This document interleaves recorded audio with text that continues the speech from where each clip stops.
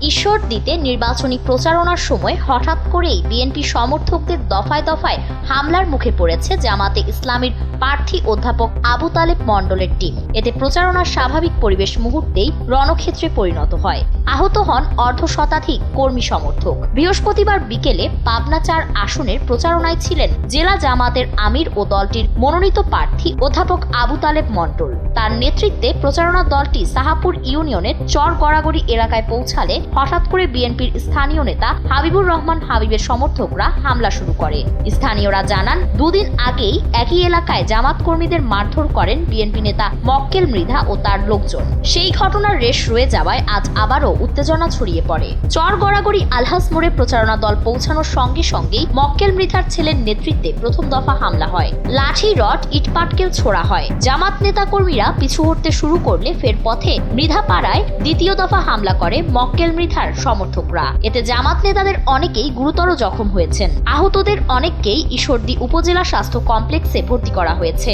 হামলার সময় শতাধিক মোটরসাইকেল ভাঙচুর করা হয় বলে জানা গেছে।